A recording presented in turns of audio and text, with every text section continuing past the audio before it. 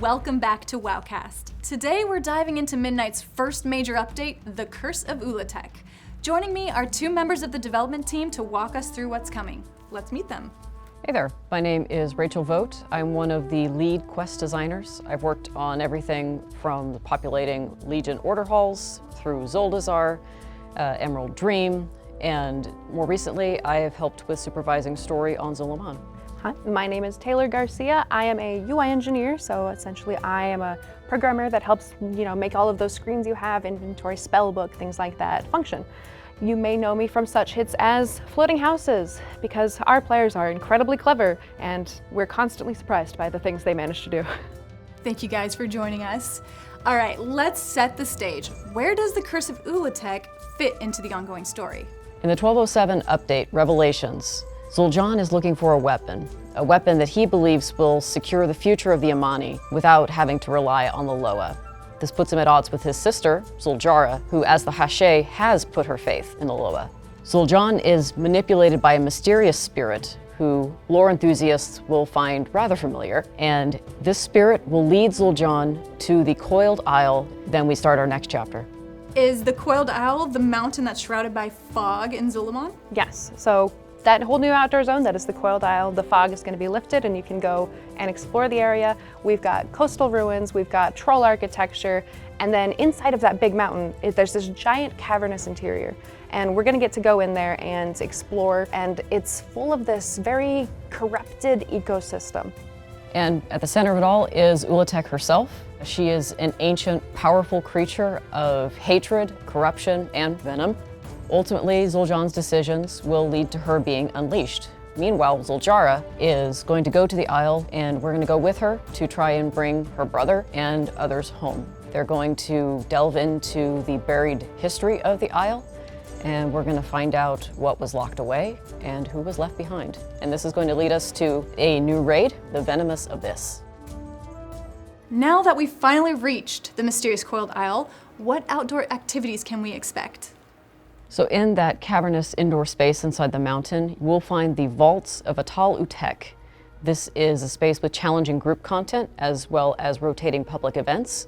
And challenging those public events will build toward a big boss fight.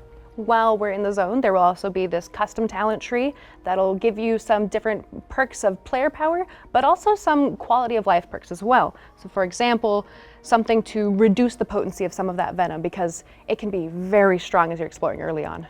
I like to call it spicy water. So much spicy water flowing. The island is sounding extremely dangerous. Are there any other zone activities that we have to do outside of the vaults? Yeah, so there's also going to be, throughout the island, these curse surges that are just kind of rolling through, and they're spawning these rare elites regularly at 5 different rotating locations. And once you've killed one of those rare elites, it unlocks some cursed fishing in that spot. It's also going to include a local story with a Tortolan sea captain named Taka, and you will gain reputation with his crew, and as you do, you're going to learn to fish in other cursed waters. Well then, let's jump into the systems. What are some of the standout features? Yes, so we're going to be introducing layers. This is not like a layer cake, it is like a dragon lair. This is an evolution on world bosses. So you are familiar with world bosses, you find them in the open world. In this case, they're going to be instanced encounters. So you're actually going to be able to scale the difficulty up to flexible mythic, which is 15 to 25 players. The goal here is basically to make things a lot easier for the player. It's a lot like a delve, where there's a very specific lair entrance in the world. You just need to go to that, set the difficulty that you need, and there's a summoning stone. It's a lot easier to not have to juggle a lot of the same kinds of party and grouping shenanigans. That should make the zone feel a lot smoother by having the world boss inside an instance location. And of course, a new major update equals a new season. So let's talk about season 2 and what's in all those details. Yeah, so season 2 is going to be starting a week after the content update goes live. There's going to be a 3-boss dungeon, Altar of Fangs, and as we mentioned earlier, there's the Venomous Abyss, which is a new raid. It's going to include 8 bosses, and Ula'tek herself as the main final boss. And we're going to have 3 new delves. We'll have the Ring of Glory, Gnarldor Isle, Toxatal, which is the new Nemesis delve, and we'll have new snake and venom variants to existing Midnight delves. To our Mythic Plus dungeon rotation, we're going to add a new dungeon, Altar of Fangs, and the remaining Midnight dungeons, which include Murder Row, Den of Nalarak, The Blinding Veil, and Voidscar Arena. We're going to be bringing back King's Rest and Ruby Life Pools, plus the Temple of Sethralis, because, again, snakes. We're also going to have Prey Season 2, which is going to be coming with some new affixes, some new targets, and some hunts on the Coiled Isle. Of course, with hunts, that means Astalor, everyone's favorite. He's going to be having new voice lines, and we're also going to have some new Argentina quests. I love his voice lines. Kill for me. Kill for me. No! On top of that, is there anything on the PvP side? Yes, so Training Grounds have introduced players to the PvP ecosystem, and sort of like with the Battleground versus bots, we're now adding arenas versus bots. That'll make jumping into the arena easier for those who are intimidated by jumping in with real players, because you'll go against bots. Lastly, is there anything else players should expect in the update? Yeah, so on the UI side, we've got the cooldown manager. That is now going to be able to track your trinkets and your potions, so that should help a lot with a lot of the consumable management. For managing your other resources, we've got a whole bunch of new updates for the ping system as well. So now you can ping your action bar, the cooldown manager itself, and that will give the rest of your team a communication about the status of your spells. You can also ping your own unit frame, and that will convey your health to the group, which is very helpful for when your healer is watching your health slowly go down as you stand in spicy water for too long and take all the damage. Speaking of your healer, we've also got some new configurations available for healers on raid frames, where they can now configure which kinds of healing buffs and what the priorities of them are that they want to show up there, so they can track what kinds of heals they've got on the group. And then, of course, speaking of combat, there will be class changes. Then on the housing side, the big one I think that players are going to be the most excited about is blueprints.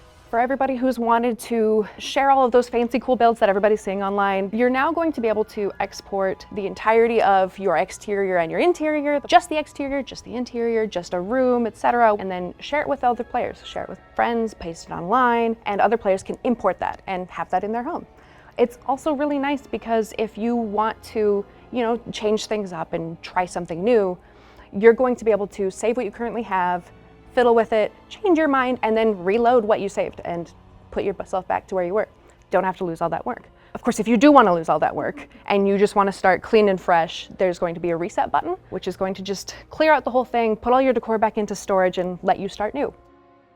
What if you don't have everything that's inside the blueprint? We've actually got a very robust series of UI systems that are basically going to convey to you exactly what is inside of the blueprint and exactly what you're missing, which parts of it, and for certain things that are missing, you're going to be able to import anyway. So for example, if you have everything but you're missing like 2 chairs, you can still import it. And then, if you want to go get those 2 chairs later, you can, or if you didn't want them anyway, that's fine. But we're gonna have a way for you to be able to very easily have a whole breakdown of exactly what you have, what you don't have, and what's needed. And speaking of which, for the interior of your house, there's going to be a brand new kind of decor called a pet bed. And essentially, this is going to be a way that you can bring your non-combat companion pets into your house. So for example, Rufus, our charity pet, you can place them on a bed inside of your house and they can either sit tight, hang out there, or you can have them wander your house. We're going to be having some new navigation tech, which will allow them to understand kind of the layout of everything you have in the house, all the decor. I can't wait to place my Mr. Bigglesworth and then have him completely take over my chair, and then that chair is no longer mine. So that's all of the stuff for inside of the home. Outside of your house, out in neighborhoods, we're gonna have a whole bunch of new endeavors for different factions and groups. We're gonna have Amani trolls, kobolds, Onaran centaur, and of course, Tortolans.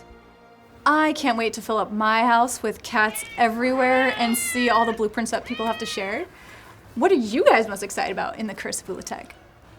I, for one, am excited about continuing the story of Zul'Jan and Zul'Jara. Players got to be introduced to them in Zolaman. Now we see where their story goes. We're also going to get an update on Eretor as he deals with the fallout of the Voidspar. But we're going to go investigate the resurgence of the Twilight's Blade with him and continue the hunt for Xal'atath.